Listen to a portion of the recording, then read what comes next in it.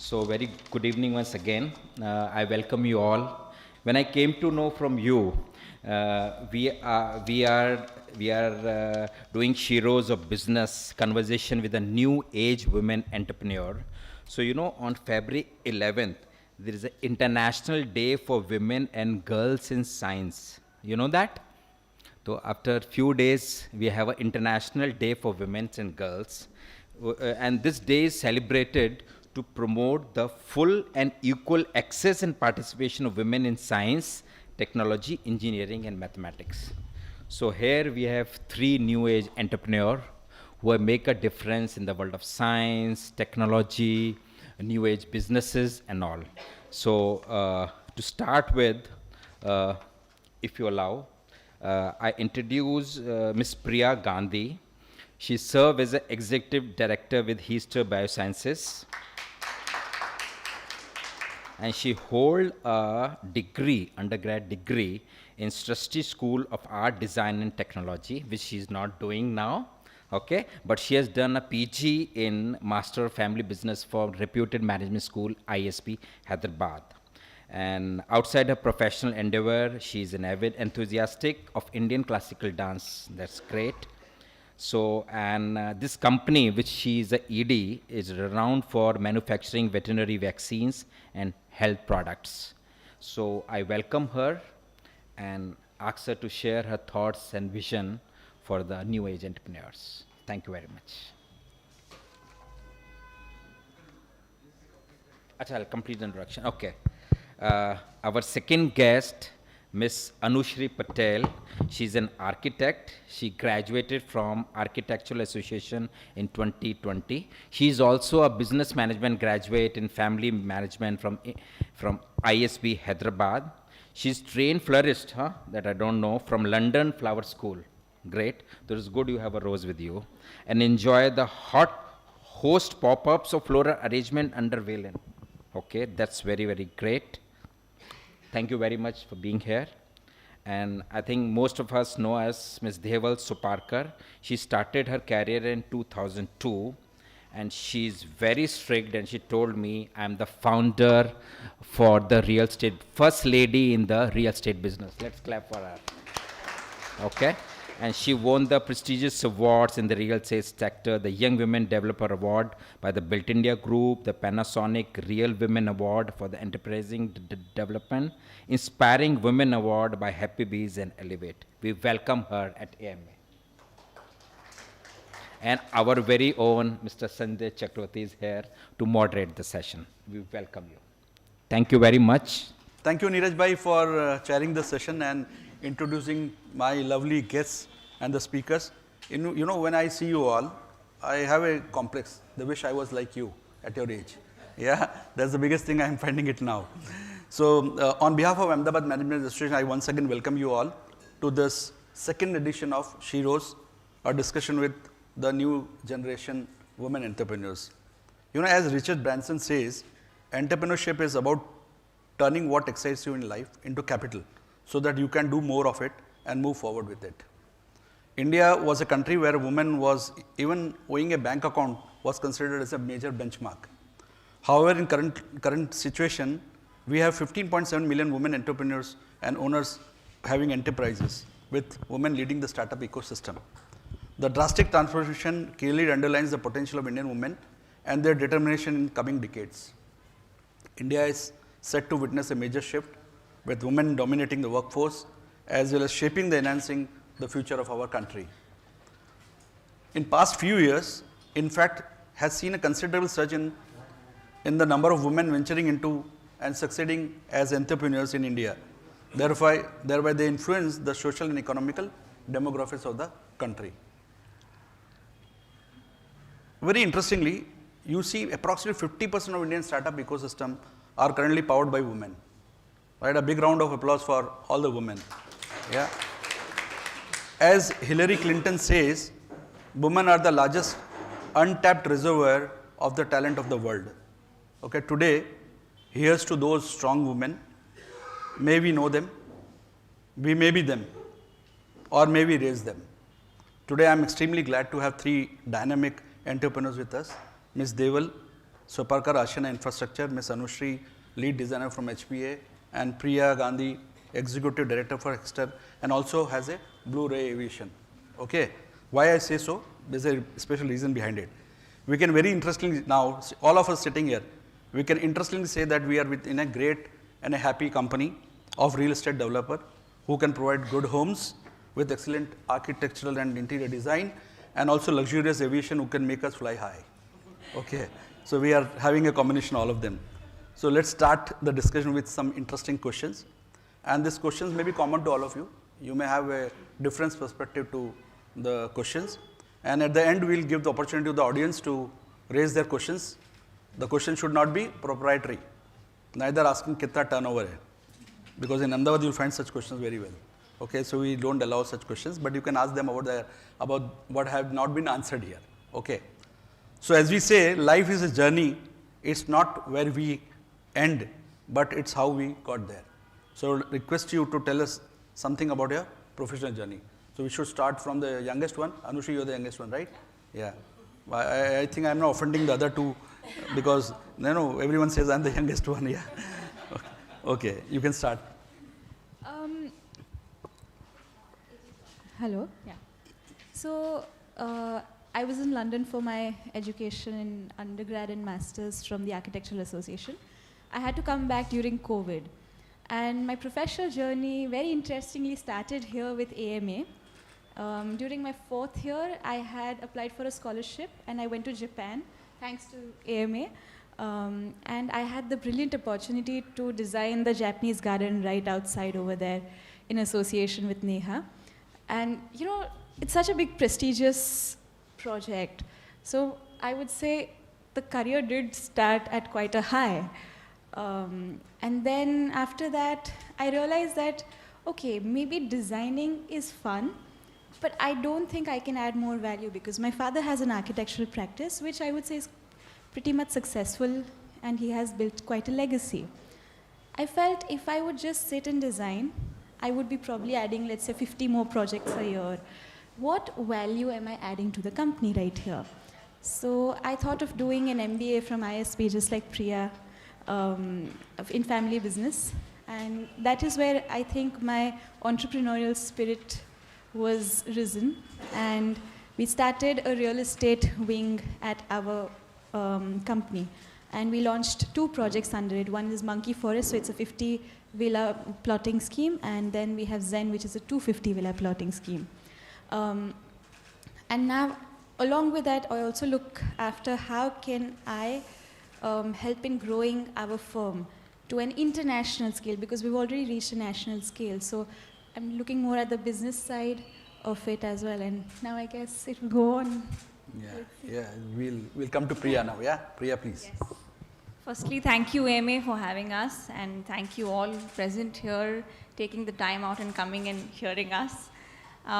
So I went for an art school for my undergrad. I was never going to join my family business because my father, Rajiv Gandhi, who started Hester, being a first-generation entrepreneur, I think it comes with its own set of challenges, pressures, and I think throughout my childhood, I've seen that. I have an older brother, so we've both witnessed that firsthand, that, oh my God, this is a lot of pressure and this is a lot of stress, and I don't think I want to do this. So I was never going to join it, and I was anyway always very artistically bent, and I was wanting to pursue that.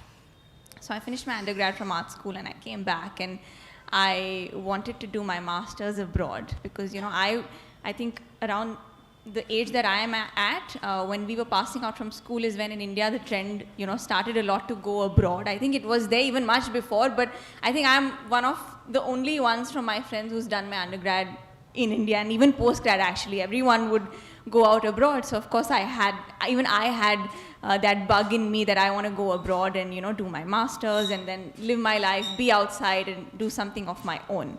And I think after doing my application for my masters, I was going to our company, and at that point in time they were expanding and they were working on the whole corporate rebranding project, in which, given the background that I had, I thought I'll get involved and I'll also contribute anyway. I have some time to kill till I go for my masters. And I think when I started working in the family business, I think it just evokes a different sense of accountability and responsibility and emotion, which I realized that that's something which is going to really take me at a very good height, along with not only my own growth, but even the organization. And I thought that when I am putting in so much effort and contributing, I think us as a unit, and at that point in time, it was just my dad from the family who was involved in the business. So then me was going to be an added hand, and I thought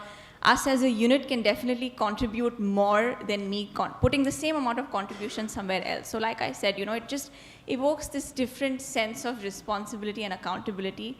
And even for the people who work for you, the emotion that you have, I think all that was something which kind of made me realize that I think this is what I want to continue doing, and I just got even more involved. And then I further went on to do my post-graduation in business in ISB, and I think because that worked out well in me wanting to go pursue a master's, even something which is relevant to the business. So I think that's pretty much been my journey, and since it's been 8 years now, I've not looked back, and I think it's the best decision that I made in my life. And yeah, so that's what my journey has been so far.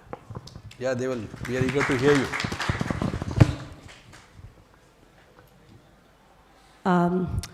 I think my journey is pretty different than how you describe Priya. My journey spans for about 20 years in a technical numbers, but in Gujarati families, most of you would agree that entrepreneurial journey starts very early because your dining table actually becomes your boardroom. Your dad comes home and starts telling you about the business and all, and unlike you, I was always wanted to be with my dad and wanted to work with him. Dad was a founding member of 𝒔𝒐𝒏 group. We are into chemicals, and I have always seen him from a child because he was a first generation entrepreneur and started with just 5,000 rupees current turnover, and it's a listed company, so I can say that current turnover is 5,000 crore. But I have seen him covering himself in complete blue and telling his heroic stories. So for me, he was the hero, and I always wanted to do what he was doing. And with that, I decided that I don't want to waste any time in internship and all. I'll straight away do undergrad, straight away do masters in the US and join the family business. That exactly happened how I wanted. And I guess 13, 14 years with him, where we became the first Indian company to list in Singapore Exchange, where I played a very critical role. I got early start to do some very critical project for which a lot of chartered accountants or company secretary would strive for years. Like listing your company is a very big thing. A lot of chartered accountants in their career or company secretaries in their career do not get that chance. I joined company in 2002. We got listed in Singapore in 2004. Then some rules changed and we had to compulsory list in India in 2006. In 2008, we came out with the 𝒔𝒐𝒏 Organics came out with its subsidiary 𝒔𝒐𝒏 FineChem Limited, which got funded by World Bank. I got opportunity at that time to work on that project. We became the first company in Asia to promote women employment in the chemical sector because I was driving that project. And we made sure that our entire thermal plant of 60 megawatt power plant was run by women. No man, all women were running our power plant. So I think because I was a woman, I was so passionate about promoting women employment. It was a male-dominated sector, chemicals. In 2013-14, when both the companies, 𝒔𝒐𝒏 Organics and 𝒔𝒐𝒏 FineChem, which is now a separately listed company, were doing good, I started asking question, quite opposite to what you were asking, is that the company is growing, but what is my personal value addition? Because the company was at a stage that even though I want to make a mistake and learn from my mistake, there was no room for it. Because there were so many professionals, probably more than my age, with that experience, who would not make me, or rather will not allow me to make a mistake and learn from the mistake. We got a chance, or rather the company decided to put up a real estate unit as an expansion from the chemical sector. And since I was managing finance, accounts, and investor relation, वो audit का कीड़ा होता है अंदर जब when you are managing finance. So I said I'll go and check जितने पैसे दिए आर्किटेक्ट को कॉन्ट्रैक्टर को whether the work has been executed as per that. When I went to the site, I realized that even my common sense, my general mathematical knowledge somehow not adding up to the kind of money that we have paid. So I said, till we recover the money, let me understand this business, because to ask questions also you need to have a knowledge for it. So I went to my dad's friend and I said, at that time, believe me, in 2013-14, I actually didn't know what is square feet. I mean, maths में कहीं पे पढ़ा था square feet, but I actually didn't know square feet. I went to one of the builder who is my dad's friend, our neighbor. I said, explain to me how to check the bills. And from there, my journey started. And I started actually enjoying it so much because I thought that all the projects designed, I mean, no offense to man, they are beautiful buildings, but there are certain aspects where a woman perspective can add a lot of value to building and its design in terms of safety, in terms of using each and every inch of a designed house, because women can visualize human movements better. That was my idea. And from there on, I thought real estate is such a nice business. From B2B in chemical, I said I'll be jumping into B2C. I love to interact with people. I said this will be the best business. So, and I talked to my dad. He was very, very encouraging. He said, start. So, like a lot of other entrepreneurs who start early, you know, they have issues with finance. I would say that I was blessed that I never had that angle to look after, which is a major thing. And I thank God and my parents for that. That finance was taken care of, and he gave me an initial seed capital to start with. And then currently I did about 6 projects, including warehousing, plotting, commercial buildings, residential buildings. And I'm actually enjoying, because at the national meet of all builders, they said that there is no archiving of a lady who has started a real estate company on her own. So I felt it's a big honor to have, and that also gave you a lot of accountability, that now you have to deliver because you are carrying a lot on your shoulder now on. So that's a little sum up of my journey. Yeah. It's been very inspiring to hear all of you. I pose my next question in context to what you said, Priya. Priya, you were into art and creativity and you entered this business. Is there any synergy or any similarity into this business when you are into now? I mean, skill-wise, no. But I think, as far as I am concerned, I think for me, there's no compartment with one being something that I love. I think I love both equally. And, you know, if you have a passion for anything, I don't think there can be anything which can differentiate. So in my mind, I don't think there is any differentiation as such. Of course, my skills that I would have acquired during that, I get to use it in some or the other ways with respect to, say, our brand strategy or something or the other. But I think that the level that we are at this point, and I don't know if you both will agree, I think y'all have to, we have to just have it all together. You know, after a point, I don't think it matters if there is any particular aspect or any subject that you've liked all your life. I think after a certain point, it doesn't matter. I think you have to just have it all together. So you would never regret that, wish I would have been in the creative world? I have no regrets. Okay, absolutely no regrets. Great. And Deval, I come to your question. See, you were into chemical business and it was very comfortable business, everything was there.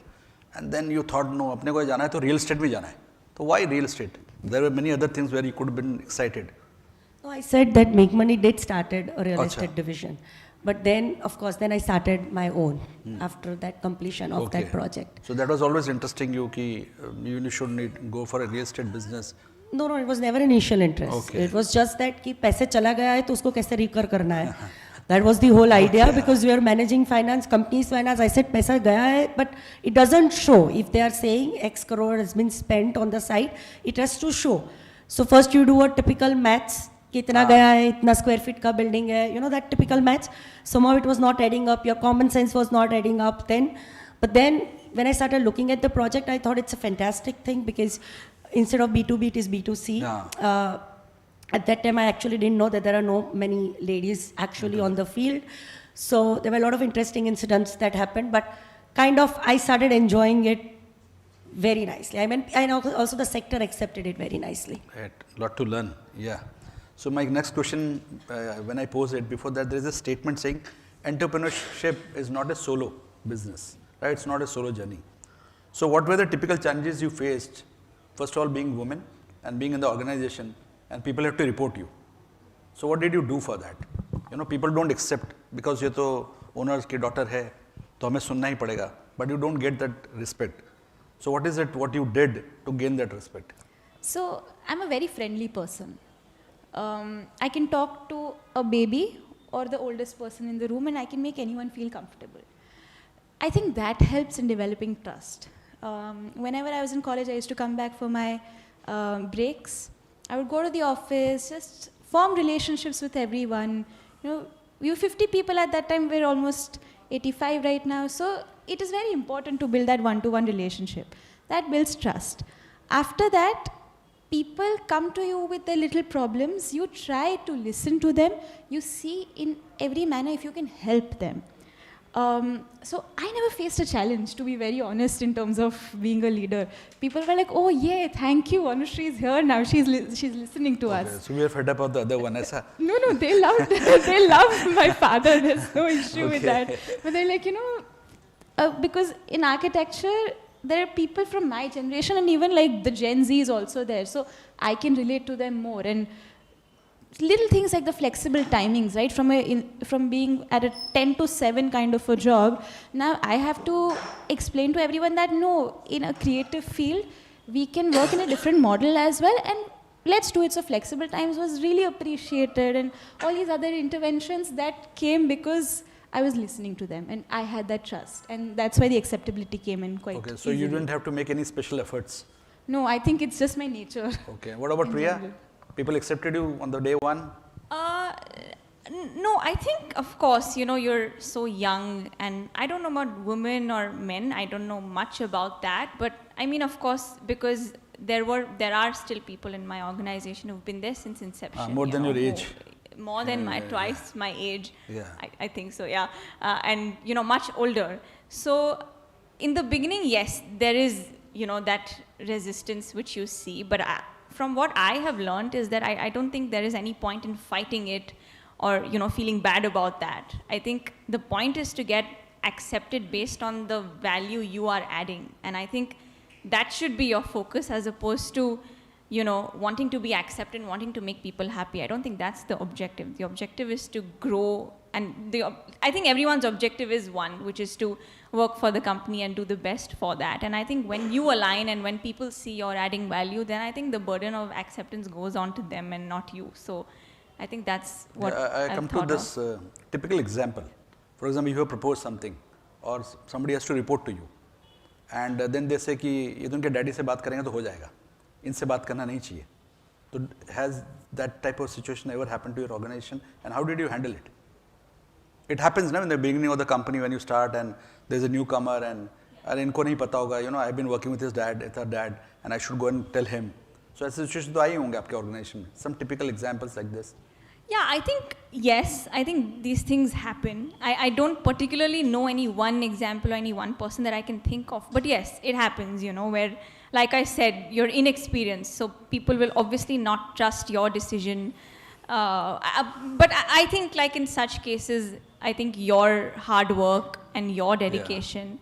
And I think it's also important for you to understand what your shortcomings are and your weaknesses are. You know, if I try to show myself that whatever you're talking about, I know basis the designation I have, it's not possible. I think no one person in the company can know everything. So I think you have to sort of accept your gaps, and the person coming into you for any recommendation, you should be open if like you both can, if you both are there to solve a problem. And I think if you are also going to add that value back, I think over time one is going to have, going to have that trust. And you know, if you both have the same intention, I don't think like that matters after a given time. Great, great. I am sure Deval, nobody would have objected to you ever. No, I think I had tough time earlier because when I started in 2002, there were issues because the first employee of dad is still with him. So they don't have an issue of reporting to you or anything, but they were outsiders. Like I know one of the prominent bank's officer, he made a comment saying that घर की company है तो लड़की को director बनाएंगे.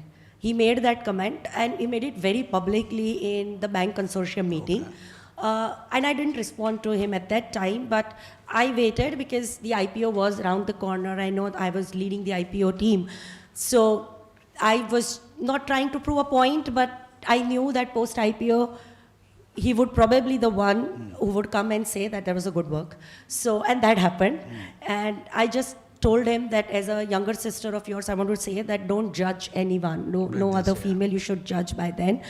There were a couple of whispers in the organization that you find saying that abhi aa rahi hai, fir shaadi ke baad she may not come. Abhi aa rahi hai, fir after the kid she may not come. There are always the questions, but as Priya rightly said, you know, your hard work, your determination, you know, all these things, you can put those things behind. And there are challenges during that whole process. When I started, there were less entrepreneurs, but I also believe that somewhere down the line, institutes like you should also stop categorizing us as women entrepreneurs. You should just say entrepreneurs. Yeah. Because when you categorize us as women entrepreneurs, then, you know, because we don't say man entrepreneurs or male entrepreneurs, we just say entrepreneurs. And I believe entrepreneurs, if we associate a gender with it, then you have a whole set of different questions with that. So if AMA start that, it was great, because then you are just recognizing the sheer talent of entrepreneurship and just awarding someone or calling someone not based on gender, but based on what they've achieved, whether it is male or female. Exactly. And the experience which you had, that makes me feel that being from the same family, it is more, you know, you have to work more harder than anybody who comes as an employee. No, I think typically even male joinee of any family business, I'm not talking about male or female. Also faces the same issue. Only they don't get to hear कि शादी के बाद नहीं आएगी, बच्चे के बाद नहीं आएगी. But rest of the time, what you rightly ask her कि will go and talk to your dad because you are in a, that also I see that even my brother or my dad's partner's sons also have faced it, and we had discussed that during lunch because we always used to have lunch together. And a lot of time, if a new person has come in, he would share that, you know, this XYZ VP said ki will talk to your dad or will talk to XYZ, the senior, because you are new. But somewhere down the line, we have to say that, okay, the kids are there and they will also learn from mistakes. You know, with due respect to all our seniors and dad, 0 to 5,000 is a very tough journey. But 5,000 to 10,000 or 15,000 is also a tougher journey because you are burdened with a lot of expectations. Their mistakes are hidden because they've achieved it so much. Your mistakes will be visible because now there are so many eyes constantly looking at you. So, of course, now I'm out of it. I have my own business and I don't report to anyone. And that's a great feeling to have because I'm not reporting to anyone, everyone reports to me. So you don't have the pressure of making it to 10,000 right now. No, whatever I'll do will be always probably my kids to have that burden for. I'm not reporting to anyone. So it's a great feeling. Of course, there's a lot of responsibility on your shoulder. But deep down, I actually go very happy that I don't have to report to anyone. So, you know, we were talking about human resource in your organization. So, many times it may happen with you particularly because you're into creative field like designers. So, the retention is very, very difficult task to retain people. So, how do you do that? That's my first question. Second is that, you know, you have to keep the balance between, you know, people say the creativity has no limits, sky is the limit. Now, you have to tell them don't think much because the budgets are low. So, how do you manage this? These are two questions which I'm trying to pose you, Okay.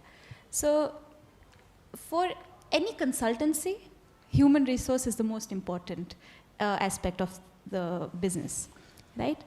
In designers, we are not trained to have a business sense, like none of us do have it. So that is why whatever base industry standards was set years ago is what is kind of being used as a thumb rule to set up the businesses of designers per se. So nobody has ever questioned if these industry standards are right or wrong, which are heavily wrong, in my opinion. So when I had joined 2.5 years ago, our attrition rate was at the highest, was, I would say, almost 35%. And it was very shocking because, it had almost become like a training center that someone would come, spend a year or two, learn the basics and leave. But, and nobody even understood that it takes a lot of time and energy to train, and that's a lot of capital from the office investment that is going, right? So I came in, and that is when we started a little bit of an HR intervention. That is why my friendly nature probably helped in, because I went around, asked for what the problems are, let me listen to you, let me try to find a solution for it, and of course, increase the pay that nobody else can compete with my pay at the same time. And it is very important to have a very happy workspace is what I truly believe in and what my father as well believes in. So these are the reasons why we just got the reports recently and it's just 10%, less than 10%. So it has been quite a major difference, and yeah, now it'll be on to the next challenge related to that. Your other question was? Was that how do you control the creativity of people because of the budget constraints? So I think that's a very wrong notion that everyone has, that I don't think creativity is hampered by a particular budget. Yes, of course, right? If you're doing an extremely luxury house, you can't come with a budget of a medium small house, right? Like you can't expect to have that 1 crore ka, you can't expect to see ke हाँ मुझे वो 1 CR का chandelier चाहिए, पर ये है. It is my responsibility as a designer to make sure what your budget is and be creative in that. So we only ask our clients that please be clear about your budgets. There is nothing right or wrong. It is okay if we don't have that very expensive piece. It probably won't even suit the space, suit the brief that we have set for you, right? And we have done some really wonderful projects in that case. We did a social project for the Manav Sadhana school years ago, and we had to get creative. We used, for the window shading panels, we used like broken glass bottles and made a shade out of it. We used cut bamboo pieces, and we had to get creative. And as I said, like, I don't think it really matters that the budget hampers your creativity per se. Okay, because why I'm saying, because we are from advertising. Yeah. So what happens is that we are also into creative field. So people who are working on big campaigns, if you tell them to work on a single ad, they don't like it. Yeah. So it becomes very difficult to handle them. Yeah. So in your case also similarly, if they've been working on crores of projects, like Yeah. with value of crores, and you tell them that is a social project. So are they interested in doing that?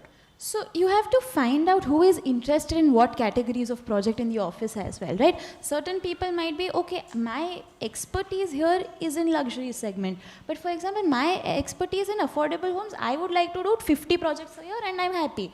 So it is very important to recognize that and allot work accordingly. Oh, great. Yeah. So Virginia Rometry had said one day, I learned to always take on things I had never done before. Growth and comfort do not coexist.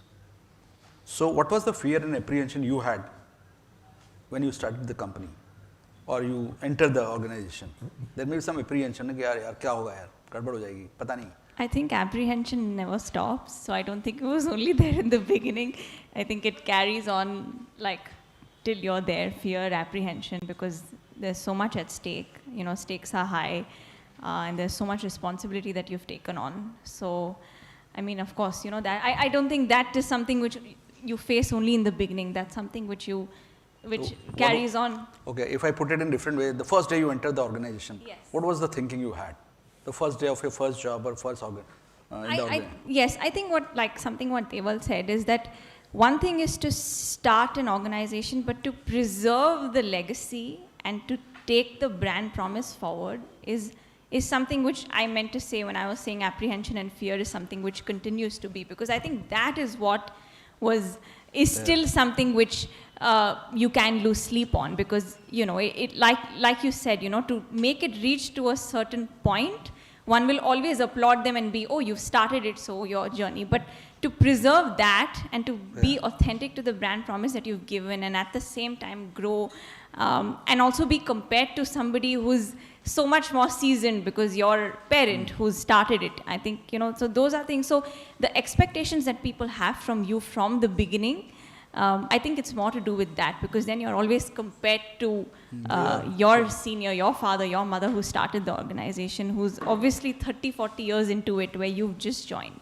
But people just sort of expect you to be as good, and they just expect you to, you know, make the correct decisions right from the beginning. And I think that makes you fear of making a wrong decision, but making wrong decisions is something which I think helps you so much, and I've learned it now the hard way, is that I don't think I want to run away from making mistakes, and allowing people from making mistakes, because it's fine to do that, and that's the only way you learn and progress, I think. So that was my next question to you about the failures, but you had answered it, right? So good that, you know, you are coming up. I think this session is coming out of your heart. Everything is coming out from heart, right? So Deval, what about you? What was the first day कि करना ही है, तोड़ डालेंगे अपन, ऐसा तो कुछ होगा ही आपका? Not really like that, because I remember I attended my first meeting in a school uniform in 11th grade. Dad called me because we were pretty early when private equity placement was a new fancy term. We had our private equity placement somewhere in late 90s. And Dad just called me that straight from school you come down to office. In that whole meeting I didn't understand a thing. But he said that they are going to be our partners and they will be with us, so you better be friendly with them. So I said fine, and then I sat through the meeting, and then I started enjoying, because whatever was submitted to them, they started getting it every quarter to me to read. And then I joined the commerce stream, so then I started, all the reports that came in started making a lot of sense. Probably that early education helped, because I started interacting. He put me in touch with the company secretary, the chartered accountants, that if you have any doubt, you talk to them. Don't talk to me, because they are making the reports. So when I actually joined in the company and we then were thinking about the IPO, it came easy because I was already talking to them. I think that was a very early education that helped.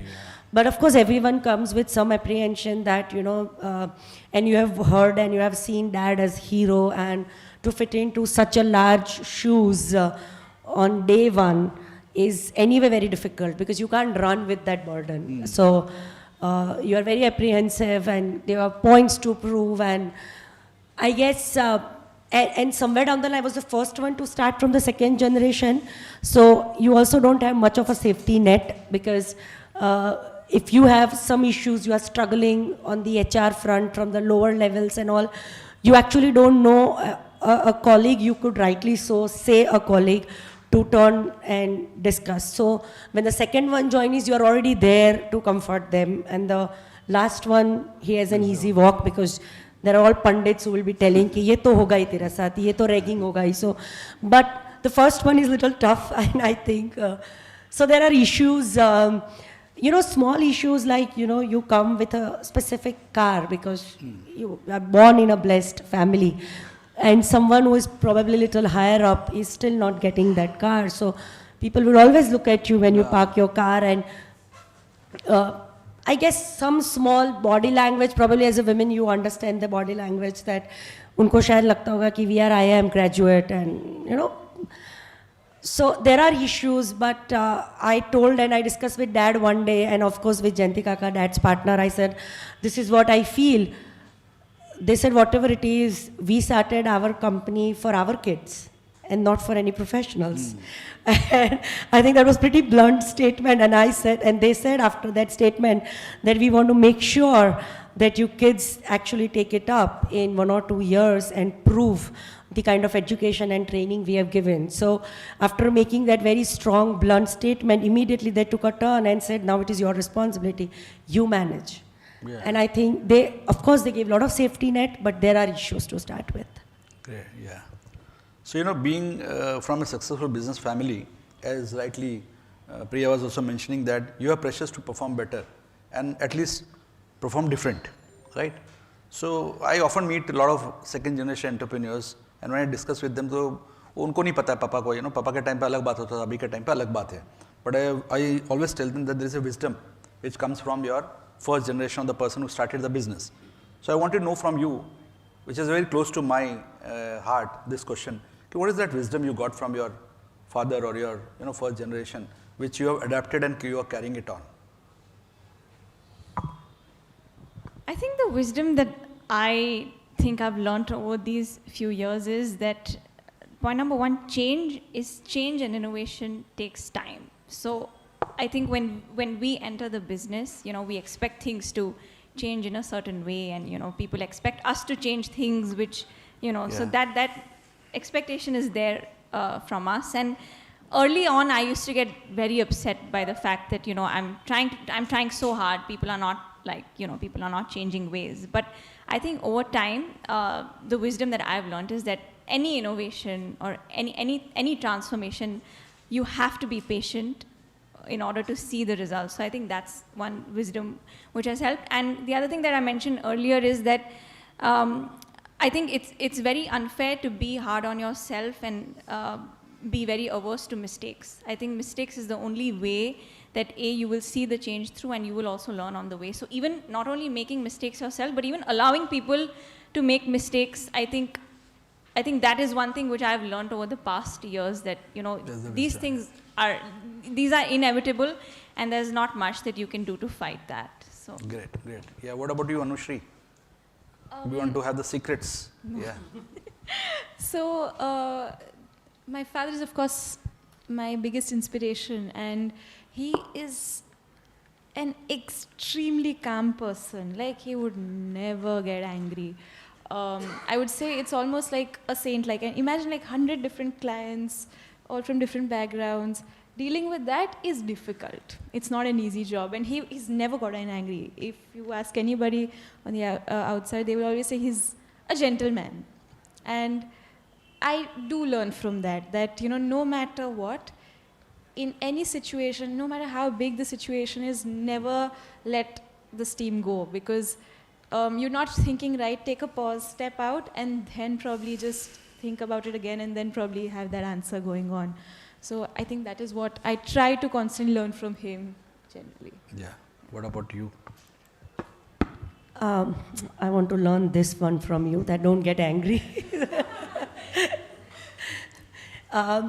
I guess what I learned from Dad and his partners, or I think from that matter for anyone, would be the kind of they understand their business so well that even if professionals are making reports and taking so much time, the kind of question they ask, they actually understand the business. The knack of asking the right question, because that comes with the first generation. And I was always amazed when they pose question to professionals. They spent like weeks making reports, and the right question that comes in was so apt for business. And I always used to find it so amusing that how is this that they always ask the right question, and they try to drive the meeting for growth and towards betterment of business after that question, because somehow I was never able to master that.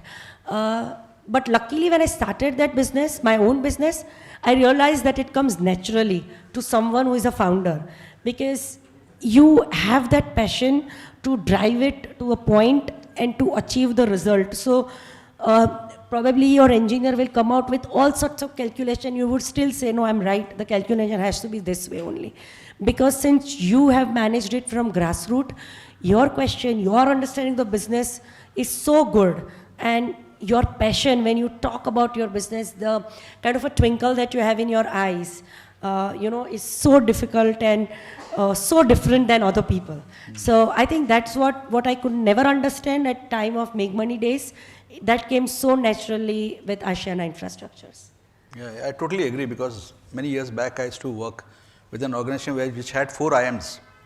They used to make reports with due respect to the institution. Yes. But the entrepreneur had one question which was tossed around. It was very difficult to answer them after making reports for 6 months, right? So that is an incredible thing which you learn from, particularly from Gujarati entrepreneurs, right? Yes. Yeah, hats off to all of them. Yeah. So, there is an inspirational quote by Thomas Alva Edison. He says that I have not failed, I have just found 10,000 ways that won't work, right? So I would like to ask, starting from Anushree, that what is the biggest failure you saw in your journey, and what was the learning you had? Confess. It's time to let the deep secret out, Yeah. I guess. Luckily, in my professional career, I have not really faced something, but I like to talk about my educational career in here. So I studied here in Ahmedabad, did my 12th, and my mom was very strict. She's like, you're not going to go abroad. I want you to stay here. And then I took it up as a challenge. No, if I apply to the world's best college, I will get in. And she's like, yeah, then I'll let you go. So I applied, I got in, I went to Architectural Association. It was a completely different ball game. I had to unlearn everything I had learned here. I was very underconfident over there in school. And I failed my first year. And I had to repeat that entire year. And that was like the lowest point in my life. So I came back, and during my 3 months, that spirit rose. कि भाई college ने तो fail कर दिया, पर कुछ तो दिखाना पड़ेगा अभी. So at that time, I know I was doing architecture, but furniture was a scale I could understand. So probably my first failed startup also in that case. So I started this company called Deval, and Raw Collaborator was new at that time. So I was the youngest designer to showcase. I was invited to showcase at Raw, and I had started my own furniture line. And वहाँ पे थोड़े ऐसे list of like 100 people plus कि oh, we want to buy this. But I knew nothing about how to actually manufacture everything. So फिर it failed as a company totally as well. Good. So there was quite a lot of learning. Yeah, which you had, quite a lot of learning from my college failing time. Priya, you've been telling about failures. Give me some examples there. So I think in the beginning when I joined, being enthusiastic and young and sort of underestimating what it takes to get things done, I think I would, and even we're a listed company, so we have to have our quarterly calls, etc. And in the first year, I think I would have like committed something which turned out to be a big overcommitment, and I was feeling so bad about it because in the next year's annual report, when my dad said that, it's annual reports are like chapters, it's chapter 1, chapter 2. So yeah, chapter 2 has to be in continuation to 1. And I remember the first initial years, I think I kind of underestimated that, like I said, change which takes time. Sometimes when you join, you feel like, oh, it's been so many years and this hasn't changed, or we've not been able to incorporate this. But the time that any kind of incorporating anything that it takes, I think that's what I realized in the first couple of years after I overcommitted and after I had to follow up on it myself is when, I realized that I think it's while it is great to be optimistic, but you have to be more realistic. And I think that only happens when you yourself get your hands dirty and, you start understanding that, it's like how much effort anything can take in terms of committing to your stakeholders. So I think initially that's what I used to, Audience, are we learning? Yeah, enjoying it? Great, yeah. Deval, what about you? Some failures? Not really much, but I would say that probably one I did not listen to my dad was in the academics. He wanted me to be an engineer, and I still regret that I should have been an engineer. I did not listen to him. I don't know whether it's failure or anything, but I should have listened to him and should have been an engineer, because that would have given me a little technical edge that would help in life. And I think we should celebrate more STEM days so that we have more and more women who would not shy away. And I was a good student, so I could have done it. One mistake that probably I've done it when I started my independent project, I don't know it's a mistake, but I got a contractor on the board, and my senior engineer said that, ma'am, we should go and check out his work because whatever he's saying, somehow it is not gelling. And I don't know why I got carried away that I know him and he would do a fantastic job, and he showed me the pictures. And I went on with him, and probably the first honeycomb that I saw in the basement that petrified me. And I saw that even though I learned a mistake and I corrected it very early on in the project, is that, you should never go without seeing someone's work, because it is very, very important. We stay in an earthquake prone zone. We should go by someone very experienced. All those learnings, I got it, that don't go by the words, don't go by the face value, go and check the work, go and meet your vendors, meet them in their office, at their site, check their quality. All those lessons, I learned it at a very early on. I think that helped me so much that now I don't compromise on even 50, 100 rupees discount. I would like to go and check the quality. I will not change the vendor unless I am 100% satisfied, or I would say 200% satisfied. So all these things help me in the early on. With one mistake, I would say I made it. I didn't listen to my engineer. I apologized him also that you did draw my attention to it. I told him to shout at me next time if I make such a mistake. Okay, great. So I have two more questions to go before we go to the audience. One is that what is your vision of the brand you're working with, or what is your dream statement?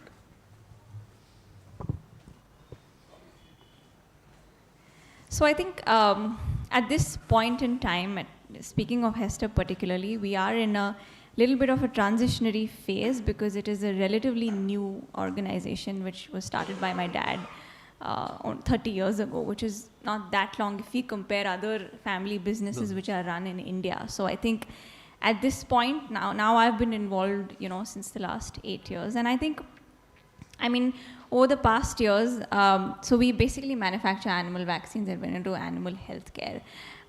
We started off as a poultry vaccine manufacturing company, then we diversified into livestock animals, and up until last year when I started in another division for companion animals, pet care.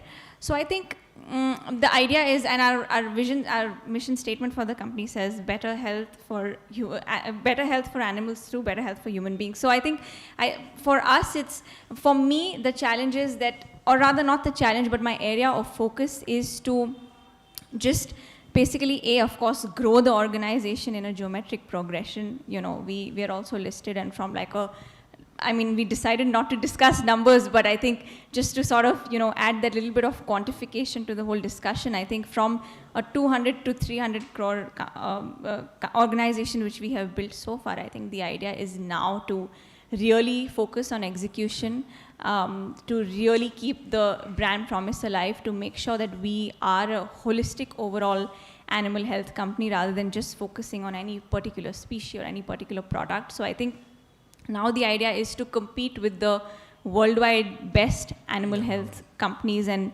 to cater to all the needs which can come through any species, and slowly we are diversifying and, adding species into our basket. So I think now the idea is to just become overall throughout the world, not only in India, but also grow exports. And we also have 2 other plants now, one in Nepal and one in Tanzania. So I think to become a global overall animal health company. So that's wishing all the best. Yeah, Thank Anushree, what about you? What is your vision? So up till now, I've just been talking about my design firm, HPA, right? So of course, for that, I would love to take it to a stage where we at least have 50% of international projects. As you said, you want to go global. We also want to go global with that. But with our real estate, we have 2 projects right now, which is in the weekend villas segment. I would like to tap into different style of experiential real estate projects, like student living, really change the programming, and that as being an architect, that is the value addition we give with our company. So grow that segment and probably have it across India as well. That is what would be fun. Great. And Deval? For me, Ashiana Infrastructures is a combination of my parents' name, Ashish and Naina. So I hold a lot of emotional value to that brand, and I would like to see that the brand takes on a national stage. I was discussing with Puneet in the morning, the reporter from 𝒕𝒓𝒆𝒏, and I just told him, he asked me the same question today, Manik, what's your vision? I said to him also that there is no lady billionaire in the real estate sector in India. So why not to start with one? Wow, yeah, big round of applause. And we look forward It's a to long that. way to go, but I think dream should always be bigger. Yeah, definitely. So my last question of the session is, as a professional, whom do you admire as an entrepreneur? Yeah. And why? Yeah, so as an entrepreneur or lady entrepreneur? Any. I think I'll mention a lady, and I think this may sound a bit practiced or contrived, but I think So I really look up to Indra Nooyi, and you know how like she was one of the first ladies of color, an Indian lady to work, not only to work, but to head a Fortune 50, you know, conglomerate. And I think it's so relatable to hear her because, you know, being an Indian, and I think being lady and Indian, I think we all also have a lot of this age demographics where, you know, you're expected to be married at a certain age, you're expected to have a family. And I think one challenge is female entrepreneurs, which we didn't talk much, even though as much as the equality in gender has progressed, I think as ladies, we definitely bear the brunt of the age demographics, and we definitely have to trade off something. You know, there definitely is a compromise somewhere, either personally or if you want to take that up professionally. So, and that's one thing which I think men do get excused of. And I mean, I don't know if everybody disagrees or agrees, but that burden is definitely there more with men, with women. And I think she very beautifully talks about it in whether it's her book or even her journey, if you know, see carefully as to like how her trade-offs have been, how she's dealt with it. And I think it's so relatable also in the Indian context. And at the same time, because we look up to these big multinational companies and, you know, want to always learn as to how they've taken. So as a leadership role, as someone who's an Indian, I think she's done us all very proud. And I think every time I either read something of her or hear her, I think it's very inspiring. So, Great, yeah. great, yeah. Thank you. Yeah, Anushree. I look up to Sheila Maini-Sogard. She is the CEO of 𝒕𝒐 𝑣𝒈𝒄 Group, which is one of the biggest architectural practices across the world. 13 years ago, BRK was doing fabulous work, but they were almost about to declare bankruptcy. And Sheila joined in. It was a 50-people company. They were still winning international projects, international awards, but you know, it was not doing financially well, which happens quite a lot in most design practices, as we don't have that design business sense. She came in, she changed the entire scenario. Now they have 6 offices across the globe. Most of the projects are all big museums and quite a lot in Middle East, and they're the most profitable architecture firm in the world. And I would like to do that to my company. Great. Deval.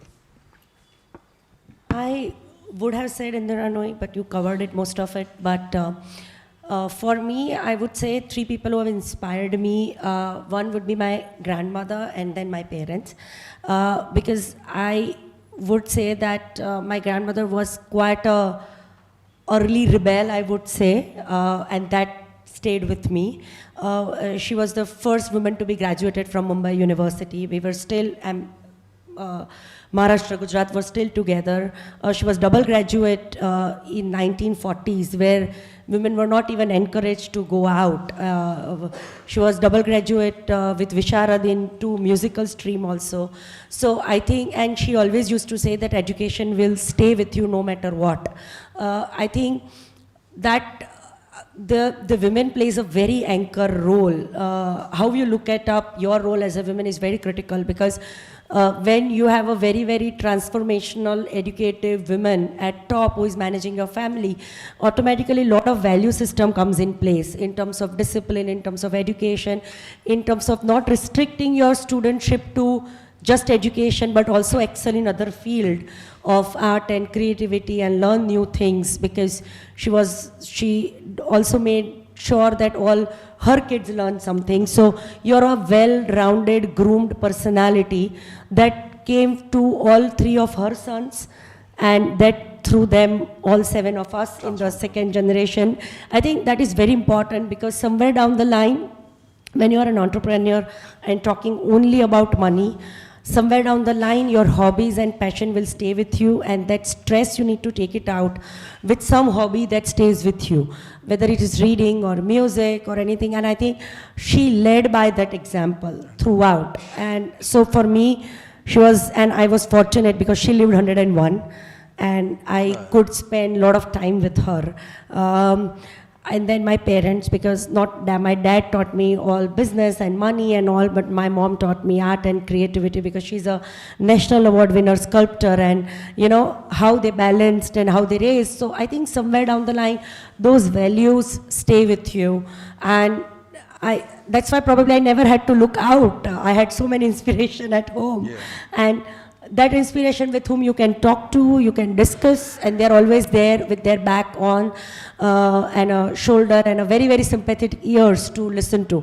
That's very important, because I think as an entrepreneur, there will be days where you actually want to shout and cry, because those are very, very down days. You know, probably your building use permission is not coming, or some issues that has happened at your site.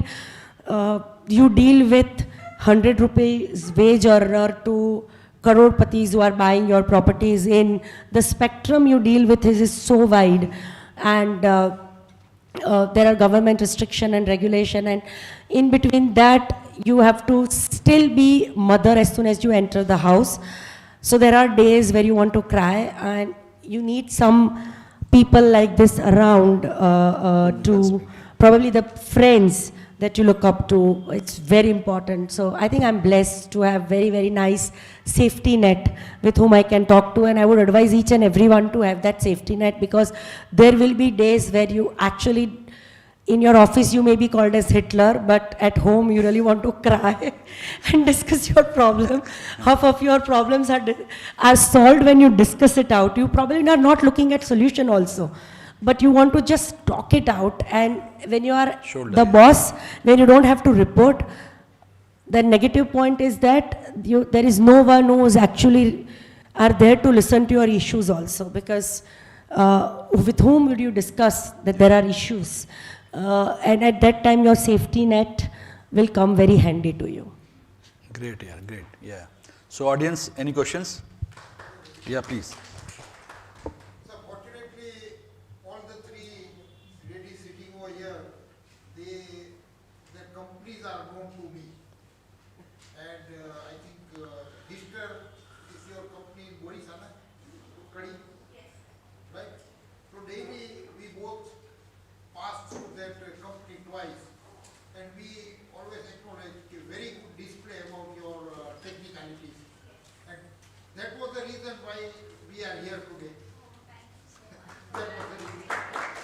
Great. So, and make money is known to us long back, I tell you. Great. Yeah, question? Yeah, please. Yeah. I have a question for Devalji. Yes.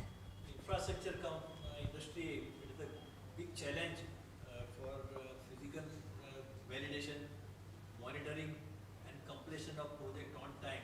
If you delay, then your cost will go up, right? So how do you manage such projects, number one? And what are the things you have done differently which were not happening earlier in the industry? Thank you for that question.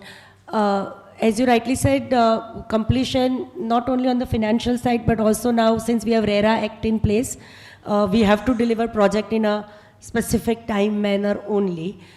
Even though RERA gives us a window, we cannot use that window completely, otherwise people will say project may be khatam hone ko time hai, they will not come to you. So we have to write a very realistic timeline in place. Lucky that I never had the financial issues, as I said earlier, but you have expectation issue because you are dealing with B2C segment.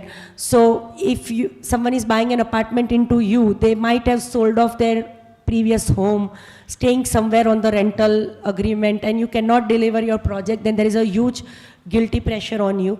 So time-wise completion is a must.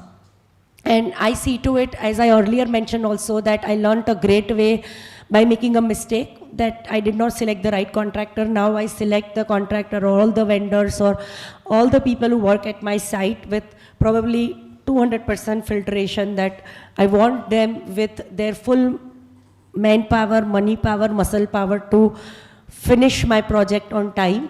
And lucky that after that one mistake, all my projects have been delivered on the timely basis.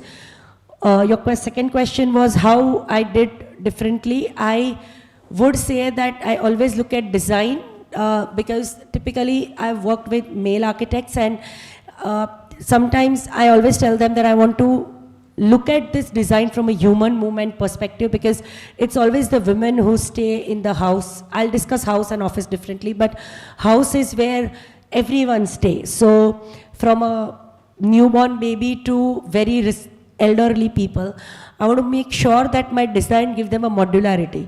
You know, typically you see an ad covering an apartment saying that we have a 3-layer security system, we have CCTV in place. And I always ask myself that CCTV will help you analyze the crime after the crime has happened. You have to have a design in place which stops the crime. What's the point of looking at crime and crying once again? You know, you have to have a design modularity in place. So in actually all my apartment scheme, I try to make bedrooms on one side. I would see to it that there is a kitchen and the utility area.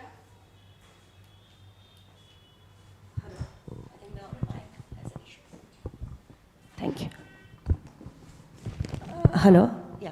So I would see to it that my kitchen and utility area can be divided with a false wall or a partition wall later on, so that I don't have to lock my daughter in one room because she is the right owner of the house and not the support staff, because there will be days where you have to step out and your kids are alone or your elderly parents are alone in the house.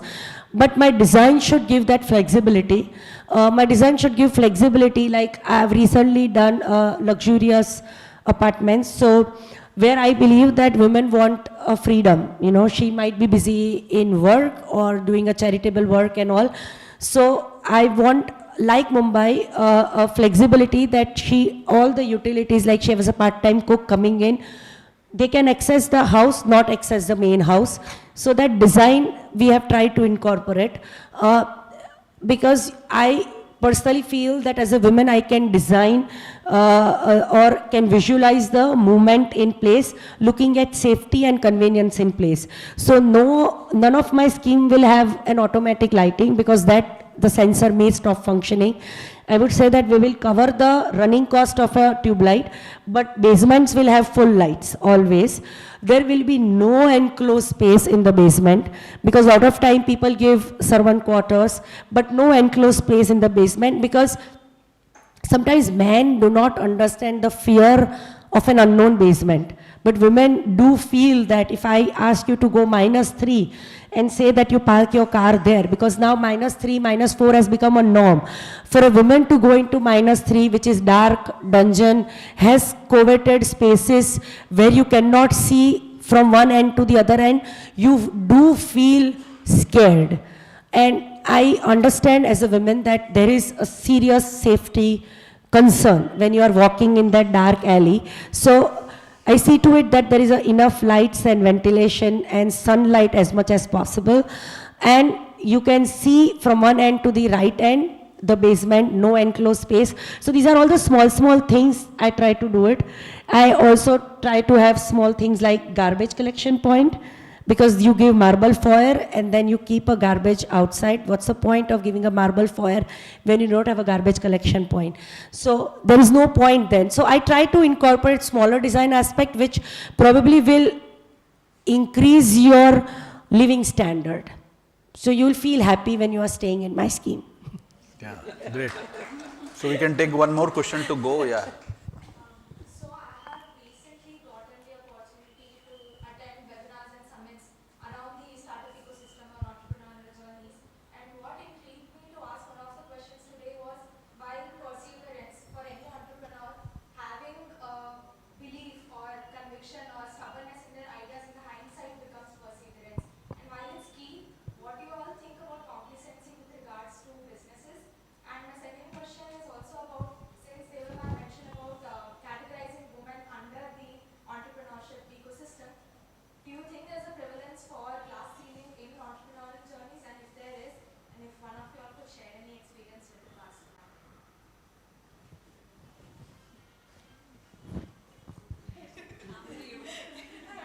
I would say that at least for 3 of us, we have already broke the glass ceiling. I believe glass ceiling is in your mind. It never exists, because I have always said that that if you are dedicated and passionate about your work, gender doesn't take a prominent space. You know, people will recognize you. I only believe that when we say women entrepreneur, very categorically, somewhere down the line, it is not right because we should be regarded as entrepreneur. I always say that don't mention chairperson also to me. I am a chairwoman and I'm very proud of being a chairwoman because I'm very proud of being a woman. Unless if it is a policy like all top 4 CA firms, KPMG, PwC, Ernst & Young, they say chairperson to both, male and female. So, but you put chairman and chairperson to me, I do not agree to it. Because somewhere down the line, you need to start very small. And it is very, very important because these things stay with you forever. I was in panel because I was always in male-dominated industry. I was in panel. I specifically told the anchor not to ask me a question about work-life balance. He did ask that question, and I saw that he did not ask to any male members. Now, when you ask that question always to female, hinting at, first of all, you are making her guilty, which is not required. Second thing, you are giving that additional pressure on her that managing home is your responsibility. Now, gender equality, I believe it's a myth. You need gender sensibility because what I do, man cannot do. What man can do, I cannot do. The biological differences exist and you have to accept it. In work, it should not exist. That is what my whole thing is. Women can never progress if man cannot come and share the responsibility at home also. So somewhere down the line, I always believe that I have more responsibility to train my son, not only to accept and empower women, but also to be part of a household thing. Otherwise, what's the point, you know, being a mother of a son and not teaching him all these basic things? So we have to start small, but the change is rapid. Acceptability for your work is huge compared to what I used to see before 2 decades when I started. So you are in happy spot. You are very young. Yeah, great, great. So we all feel enriched today by your versions and by your submission of the panel discussion, right? So before I close up and hand it over to Neeraj, I'll end it with a nice statement which was said by Michelle Rios. She says that if people are doubting how far you can go so far that they can't hear you, right? So I think we should summarize this discussion with this statement, and all yours, Neeraj. Yeah. I think big round of applause to this three entrepreneur, not women. Okay, that's so great. I think I was just saying, I represent Apollo Hospital. Our chairman, vice chairman, managing director, all are female. Preeta Reddy, Sangeeta Reddy, and Sunita Reddy. And mind it, all three of them are non-doctors. We run Asia's biggest healthcare company with 73 hospitals across the country and the world. So I big round of applause to all three of them. I think I was so engaged. After doing an 8-hour job, I run Apollo Hospital in Ahmedabad, and after doing 8-hour jobs, hearing all of you is really very good, and excellent moderator, Mr. Sanjay Chakravarti. I have seen him holding quiz fantastically. First time I'm hearing this thing. I think it is good. And to the wonderful audience, I have seen not even a single one. Everybody was so engrossed and cheering them up. Thank you all. I think it is fantastic. In healthcare, since some of you connected with healthcare, I think the most important part in healthcare, like say for example hospital, we got 65% of the employees which are females. And I think all the staff, nurses and supervisors, I think they're in the hospital 24/7. In hospital we don't have, it is a job of a man or a female. And I think female nurses are always the best. Doctors depend upon them. And I think now we are seeing a new age of doctors where females are participating doctors. The days were there where orthopedic surgeons are not female, where cardiologists are not female. But now I have seen the trend have changed. 37% of the doctors are females. And I think emotional quotient is good. So I think that makes you perfect. Thank you very much. And I think we have learned a lot from all of you. Thank you. Thank you. Thank you so much. Yeah.